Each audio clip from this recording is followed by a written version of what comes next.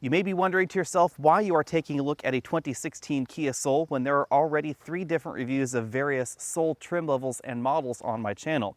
The reason is that I am shopping for a new vehicle at this time, and the Kia Soul EV is actually on my shopping list, and by happenstance, it is exactly the model that we're taking a look at here, which is the fully loaded model in gray with the lighter colored interior, all the options including the panoramic sunroof.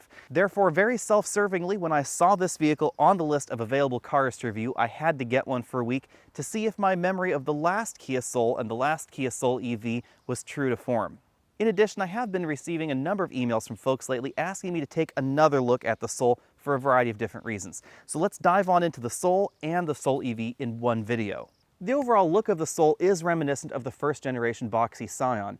However, I think Kia has done a good job of keeping this vehicle from looking too outlandish or too cartoonish, but at the same time, keep it from looking too boring as well. The main difference between the regular Soul and the Soul EV is obviously right here, where we don't have a grille. Instead, we have a charging port door. So this side right here opens up to reveal a level 1 and a level 2 charger and a DC fast charge connector as well. In the regular Soul, this would be a traditional Kia Tiger nose grille. We have these sort of bump ins right here and right there.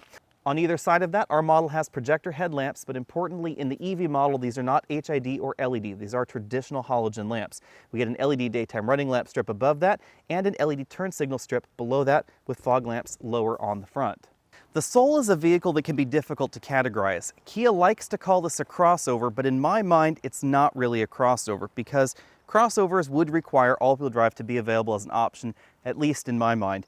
And all of the Souls in America are front-wheel drive only. Now that may change in the future, but we're talking about the 2016 model here. That said, the side profile definitely looks very crossoverish. We have this upright hood. We also have a very boxy back end. Now, the window line slopes a little bit towards the rear, but the roof line doesn't really drop that much towards the back, meaning the cargo area is very practical. Also making categorization difficult is the overall size of the Soul. It's quite large on the inside, but on the outside it's only 163 inches long. That means this is a hair larger than something like a Honda Fit, but it's actually a full foot shorter than a Honda Civic. As far as subcompact vehicles go, the Soul is fairly tall. It's also fairly wide, and that means that we get this very square profile at the back end. We have these LED tail lamp modules in our particular model. They sort of look like number 3s on either side, reflectors down here at the bottom, and then all models have this black trim around color-painted portions on the tailgate and on the body. Under the hood, we find 3 different power plants. Things start out in the base model with a 1.6-liter 4-cylinder engine producing 130 horsepower and 118 pound-feet of torque. That's fairly similar to what you see in the subcompact car market in terms of power and torque figures. That engine can be mated to either a 6-speed manual or a 6-speed automatic. Most versions of the Soul you'll find on the dealer lot, however, have a 164 horsepower 2-liter 4-cylinder engine that produces a great deal more torque at 151 pound-feet of torque. That engine is mated only to a 6-speed automatic transmission. In a weird sort of way, that engine is pretty standard for what we find in the compact car market, which is really one size category above the Soul.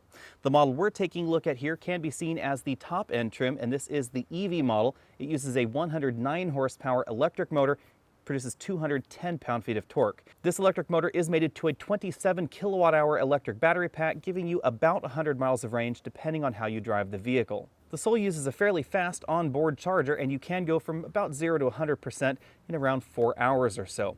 Fuel economy is something that the Soul has struggled with because aerodynamically this car is shaped kind of like a brick, and therefore the fuel economy averages, according to the EPA, are going to be lower than a lot of the subcompact or compact sedans especially. 26 to 27 miles per gallon average is what you should expect with the 1.6 or 2-liter engine, and 105 mpge is what you should expect in this EV model. The Soul is more efficient than about half of the EVs on the market, but you can find some EVs out there that are about 15% more efficient than this Kia. When it comes to front seat comfort, it really varies in the Soul. It goes from about average in the base model to excellent in the top-end gasoline version. The top-end gasoline version has a power driver's seat with a 2-way lumbar support, and adjustable lumbar support is not something that we find in a wide variety of even compact sedans.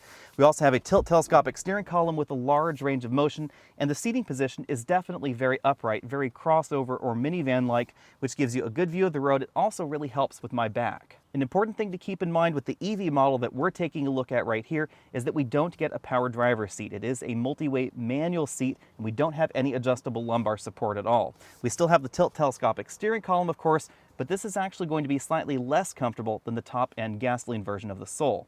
That said, I still find this particular seating position comfortable. I just wish it had a little bit more lumbar support. Even though the Soul is not very long in terms of overall length, the rear passenger compartment is very comfortable because of the upright nature of the Soul. Sitting back in this seat, my head is not touching the ceiling. I have about an inch of headroom left, and our model does have the optional panoramic roof, which reduces headroom. This is more room than you'll find even in some mid-size sedans in the United States. Moving on over to the middle seat, it's not quite as wide as your average mid-size sedan. It is a little bit wider than your average subcompact, however, and my head is just barely touching the ceiling. That's, again, a sharp departure from even your average mid-size sedan these days. Moving all the way over to the right side of the vehicle, the upright nature of the Soul is instantly obvious because this front seat is all the way back in its tracks, and I still have about an inch of legroom. Again, this is more room than you'll find in your average compact sedan, subcompact sedan, or even some mid-size sedans. As you'd expect in any modern vehicle, the rear seats fold in a 60-40 folding fashion, although we don't have a center armrest in the back. The other thing you won't find back here are standard cup holders. We do have bottle holders in the doors, but there are no standard cup holders in the rear. Now, there's a difference between the Soul EV and the gasoline Soul when it comes to the way the rear seats work. Overall headroom and legroom is essentially identical between the Soul EV and the gasoline Soul, but the rear seats themselves are quite different because portions of the battery and charging circuitry, etc., are under this rear seat, and that does impact the way that these seats articulate. One of the biggest reasons the Soul is on my shopping list is its cargo area. Behind this hatch, you'll find 24 cubic feet of storage space, which is about 50% more than you'll find in a Honda Fit. The cargo area in the back of the Soul is so large you won't find that much more room in the next category up, which would be a compact crossover. Something like Kia's own Sportage only offers about 15% more cargo room. We have a cargo load floor that is completely removable from the vehicle that actually allows you access to an extra 8 inches of cargo room. We have a small foam divider right here that lifts in and out of the back so that way you can store and organize your cargo. In the regular gasoline Soul, there would be room under that cargo area load floor and cargo divider for a compact spare tire, but you can see in this EV model, it is used for the can of Fix-A-Flat as well as a portion of the cooling system for the battery. What is perhaps more impressive about this cargo area is how little it actually changes from the gasoline Soul into the EV Soul. That's because most of the battery is actually positioned under the floor pan of the vehicle, not in the cargo area like we see in most EV or plug-in hybrids out there. If, for instance, you take a look at the Ford C-Max and its transition from the regular C-Max into the C-Max plug-in, you lose a decent amount of cargo space. We also saw that in the last generation plug-in Prius. This vehicle really doesn't lose any cargo space when you go from the regular Soul into the Soul EV. We just lose that spare tire under the cargo area load floor. Thanks to the overall size and this handy helper handle on the tailgate, I'm going to give this 10 out of 10 points when it comes to my exclusive trunk comfort index. The Soul is a little bit of an odd duck, not just because we have a regular gasoline version and we have an EV version like we're taking a look at right here, but because this vehicle's price tag spans from something like a Honda Fit all the way on up to a fully loaded Honda Civic. Normally, in most vehicles that have a span that large in terms of MSRP, their interiors start feeling a little low rent in the top end trims. It sort of starts to look like lipstick on a pig. To solve that problem, what Kia does is they start swapping out large portions of the interior from the base model up to the top end trim. So we actually get unique door trims that are soft touch. This whole portion up here, this whole center portion is a soft touch plastic. We also get a small soft touch armrest right over here on this side. The lower portion of the door remains the same and is a hard touch plastic. Similarly, some portions of the dashboard are swapped out in upper end trims. So if you take a look at a $16,000 Kia Soul and then you take a look at a $27,000 Kia Soul, the interiors are going to have different feels to them. One of the big changes for 2016 is that this enormous power moonroof is now available in the EV version. That was not available in the past. We have height adjustable seat belts for both the driver and the front passenger, and you'll notice we also have perforated leather seats in our model. That's because these are both heated and ventilated. The majority of the dashboard is a soft touch injection molded plastic, and that wraps on down here to this portion of the center console where a taller person's knee might bang. However, most of the center console is a hard touch plastic. The glove compartment itself is a very large combination, small bin right there, and then a deep well inside. You can easily fit tablet computers and even medium-sized notebook computers inside. You'll find the cabin air filter behind this little door. It's a very convenient place to put it. On the dashboard of our EV model, we don't find a center channel speaker like we find in the gasoline version, but we do find charge status LEDs to help you identify it from a distance. 2 air vents right there, and then moving down, we have the optional 8-inch color touchscreen navigation system in our model. This does not support Apple CarPlay or Android Auto at this time. You'll find the single zone automatic climate control and heated and ventilated seat controls just below that. A nice touch that separates this from the average EV right now is that we have an actual heat pump for heating and cooling in the vehicle that's more efficient than the resistive heaters we see in a wide variety of options out there. Below that we have two 12-volt power ports, the USB and auxiliary input, and a small storage well where you can see I have my various charging cards. We also have available keyless entry and keyless go in the Soul, power button right there, and a very standard console shifter. Continuing back from that, we have two large cup holders in the center, and we do have a roller cover that will close them off. Active eco button, electric parking brake in our model, and parking sensors that controls both the front and rear parking sensors. We have a small storage cubby, and then we have a softly padded center armrest, which opens to reveal actually a smaller storage cubby than I thought it would. No USB ports inside there. In the regular Soul, you would find a typical analog instrument cluster, but in our model we get this digital upgrade. Moving out from there, we have a 3-spoke steering wheel. You'll find the controls for the infotainment system over here on the left side of the wheel, voice command button, phone hang-up pickup button, volume up, down, track forward, backward, etc. You'll find the controls for the cruise control on this side, and then these buttons control the way that multifunction display works, as well as the steering mode in the vehicle. We click this, it actually changes the effort from sport, normal, or comfort. No version of the Soul is especially fast. We ran from 0 to 60 in this EV model in 8.5 seconds. That's actually about the same 0 to 60 time as you'll get with the 2-liter 4-cylinder engine. The 1.6-liter 4-cylinder version of the Soul is quite slow for the subcompact segment or even the compact segment. However, 8.5 seconds is fairly average for the next segment up, which would be the compact sedan segment. So something like a Honda Civic with the base engine is not going to really be any faster than the Soul. The biggest difference between the EV version of the Soul and the gasoline version of the Soul really is the 0 to 30 time. It's a decent amount shorter in the gasoline version, but the 30 to 60 time is slower than the EV version. That's likely down to the torque and the fact that this does not have a multi-speed transmission. The EV model has a single fixed ratio. In terms of braking, the Soul does fairly well for itself. We ran from 60 to 0 in 128 feet. That means this is about the same as your average mid-size sedan in America. Stopping distances really depend on which trim level you get because the tire size and the tire type changes. Obviously, we're in the electric version of the Soul. That means we get low rolling resistance tires and fairly narrow 205 width tires. However, the top end trim gets 235 width tires, and that cuts your braking score by about 15 feet or so. It's a pretty significant difference. The wider tires in that top end trim also really improve the handling score. I'm going to go ahead and give most versions of the Soul a B, but I think that goes up to an A- if you do get that top end trim. The suspension in the Soul is a little bit different than your average sedan in this segment, especially in terms of the rear end suspension design. The design of the suspension in this Soul means that the rear tires cannot really move completely independently of one another, and that does mean that especially on broken pavement in the corners, the rear end of this vehicle can feel a little bit unsettled in ways that we don't see in your average compact or mid-size sedan. However, the benefit for the Soul is that that rear suspension design really improves cargo space in the rear, and that's why we have that enormous trunk with that really deep cargo well. I think it's actually a fairly decent trade-off to give up a little bit of handling for that enormous cargo area in the back. Keep in mind you can fit more cargo in this than you can in a Honda Civic or even a Honda Accord. Out here on these gravel roads, the ride is well composed in the Soul. But keep in mind the Soul is a fairly small vehicle, and this does have a short wheelbase. That means that especially on washboard-like pavement, you can get an awful lot more rocking motions in this vehicle than you'd get in something larger. That's just a fact of having a vehicle with a short wheelbase. Pretty much everything that is this short is going to have that same sort of feeling. In the EV model that we're driving here, the taller aspect ratio tires help improve the ride just a little bit because they help soak up some of the bumps on the road. When it comes to cabin noise, I'm going to give this a B+. It depends again on the version that you get because we get a little bit more road noise in the top end trim of the Soul because we get those really wide tires. 235 width tires on a subcompact vehicle are incredibly wide for this particular segment.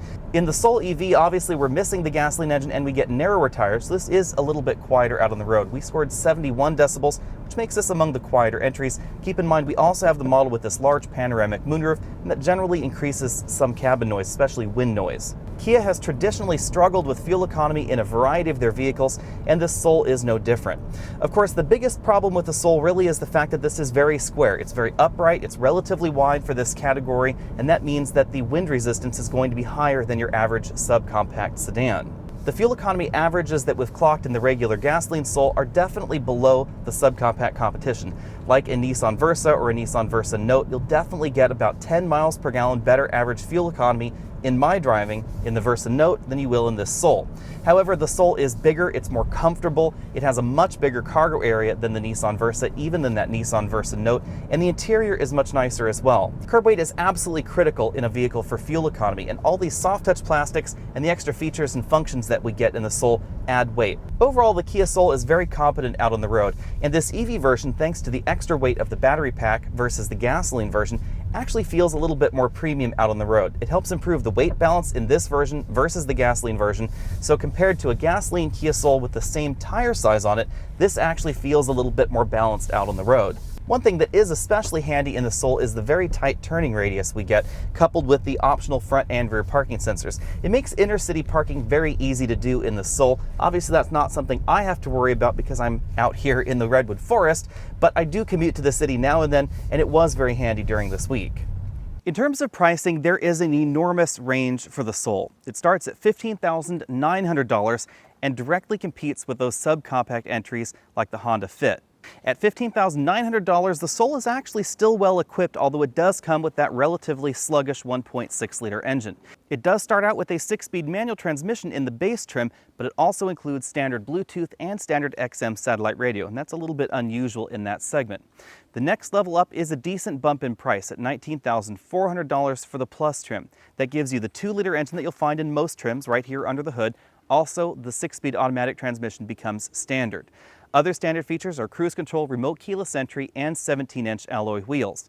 For that $19,400 price point, it may be a little bit more expensive than some of the subcompact entries, but it'll actually be less expensive than that same content in your average compact sedan, like a Civic, a Corolla, or even Kia's own Forte.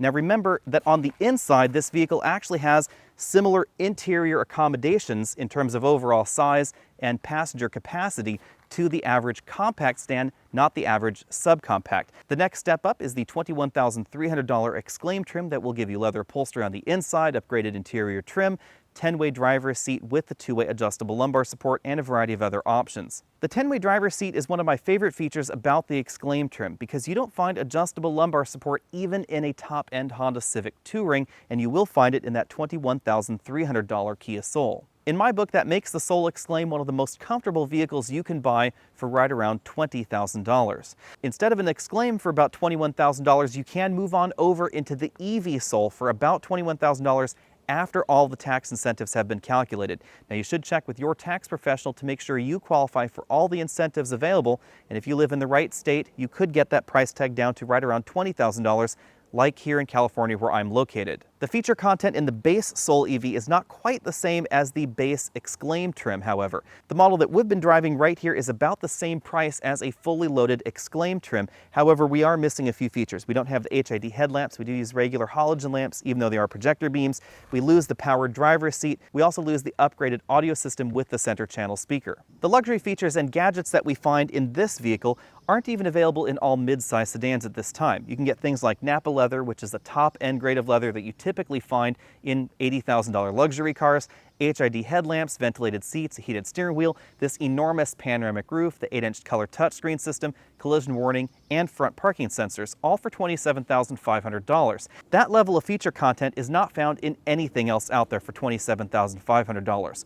By swapping out large portions of the interior during its transition from a base trim to that top-end $27,500 trim, that keeps the Soul from looking like they put lipstick on a pig, and that really is the difference between this and some of those other top-end entries in this particular segment. When you compare this interior to something like a Hyundai Elantra Limited or a Honda Civic Touring, which is supposed to be one notch above the Soul, you'll actually find more premium-feeling plastics in this cabin than you'll find over there in the Honda or the Hyundai. Whether you're taking a look at the regular gasoline Soul or the Soul EV like this, value is definitely strong for this Kia.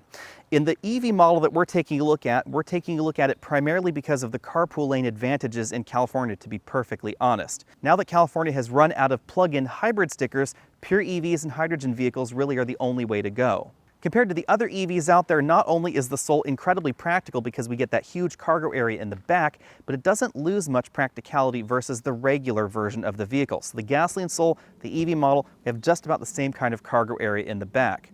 When you compare this with some of the luxury EVs out there, we actually have better luxury equipment in this interior than we have in a wide variety of those other options. We have a larger touchscreen navigation system than you'll find in the BMW i3, for instance, in this cabin. Heated and ventilated seats. We have a heat pump that's more efficient than a regular heater unit. We also have a heated steering wheel, a DC fast charge port, and a very large battery.